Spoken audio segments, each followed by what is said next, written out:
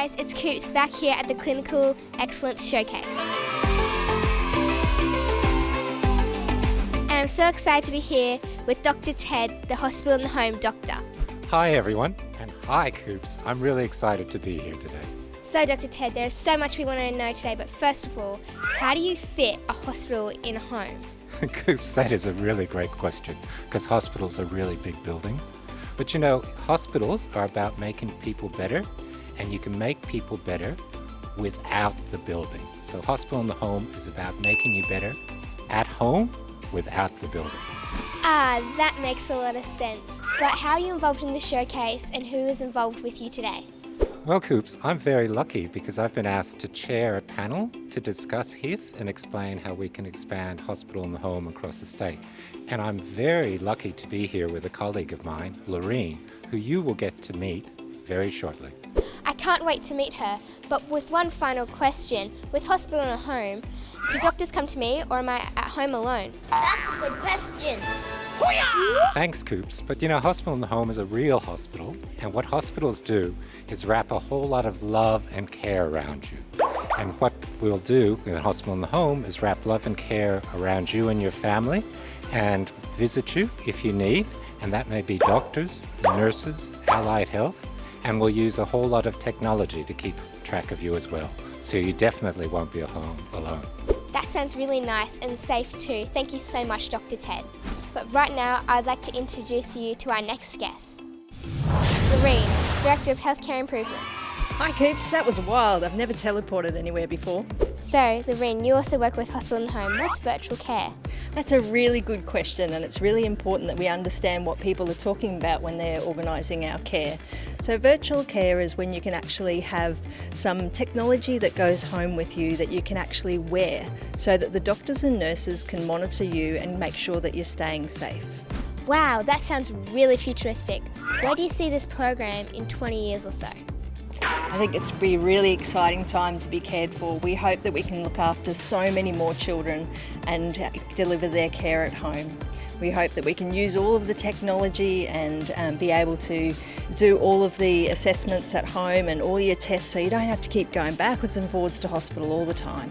What if there's a family on Mars in like 50 years? Would you be able to go to them too? With the way technology is going now, we actually don't even need to be able to go and visit people all the time. So we'll be able to use the technology and the satellites and be able to assess how they're going and deliver their care. Hopefully we can do things like hovercraft and jetpacks and all of that technology, and we can use that, and it'd be so fun to be a nurse in that environment. Wow, that sounds really cool. I would love to hovercraft. How did you get involved with this project? As a nurse, I love looking after people, but there's nothing more special than being able to care for them in their own environment, to meet their family, meet their friends, meet their pets, and just make sure that we're looking after everyone all together. Thank you so much. That was amazing. All the best with your talk. And thank you, Dr. Ted, wherever you went. You're welcome. Where'd you teleport him to anyway? So now to our next favourite game, Guess the Program. We're having a lot of amazing chats here at the Clinical Excellence Showcase, but a lot of the programs have some interesting names, so we're going to take it upon us, the Juicies, to put our own spin on it and to see what the names mean to us. I think navigating happiness is like where they like help you, like if like you're sad and stuff. I don't know. Finding happiness? Like a little, people can like start making like little machines and they'll like beep when someone's really, really happy, and they'll like make a really weird like long beeping noise when someone's really, really like sad, because some people like, they keep a smile on their face but inside they're like, ooh. I think that's what it's actually about. Navigating happiness is when you have a big map with all the happy people in the world and you have to navigate all of them. You have to find them. So can you tell us what navigating happiness is all about? I would love to, Abby. Actually, instead of just telling you, how about we do a quick exercise together so that I can show you? Yeah. Yeah, let's do that. Okay, Yeah. So who is your best friend? My best friend of happiness. Maybe it's the TV shows kind of TV shows kind of make me happy. Okay, TV shows, you love watching TV. Yeah. That's good. Okay, so now I want you to do Yeah. is I want you to put your hands together, and people who are watching, we can all do this together. So put your hands up like this, yeah? Okay, I want you to slowly put your hands up and then slowly cover your face. Okay, we can't see each other anymore, can we? Yeah. When we carry our hands around like this, it's not very fun to watch TV, is it? No. You will miss out on so much. So what we want to do is we want to leave the hands down. Let's put our hands down. Nice, okay. And how about now? Would you rather watch TV like this with your hands down? Not like that? Yeah. So this is pretty much what navigating happiness is about.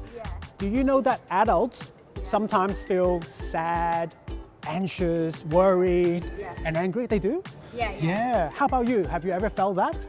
Well, I do feel stressed and anxious, and I do feel a bit annoyed sometimes. Yeah, and all adults do as well. So when adults and everyone feel like that, sometimes we carry our emotions like this. Let's do this again. Put your hands in your eyes.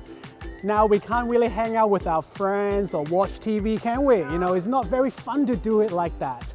So navigating happiness is about helping everyone to notice the thoughts and emotions on our hands. Are we carrying them like this or like this? That is better, isn't it?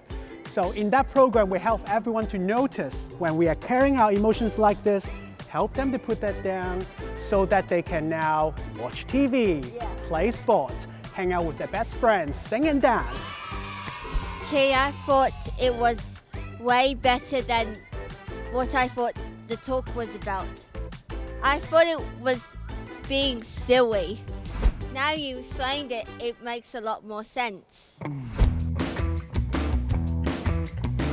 Now, you may not know something about me, but I've actually been a pretty big skateboarder for about 55 years now. Ooh. So, dial a dizzy, some people would say that it's a medical thing, but no, it's actually a skateboard trick where you dial up, which obviously you dial up, and you get really dizzy, and then you fall off. But yeah, so that's dial a dizzy.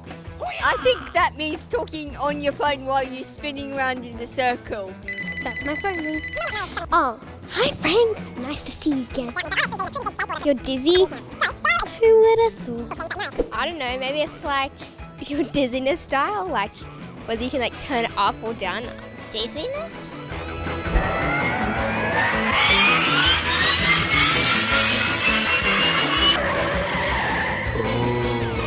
Well, that's what I think, but let's hear it from the professionals. Hi, Twyla, thanks very much. Pretty good guess, but not quite completely correct. My friend here, Leah, is a very clever vestibular, that's balance practitioner. She's got a special camera inside her swim goggles, and it's taking a video picture of her eyeball movements. Now, your eyeball movements are directly linked to your balance system, so if there's a problem with your balance system, it's going to give you wonky, wobbly eyes, and that's what we're taking the video pictures of. These little circles, we've got 3 of them. They're called half-circle canals, semicircular canals. That's where your balance information comes from, inside your inner ear.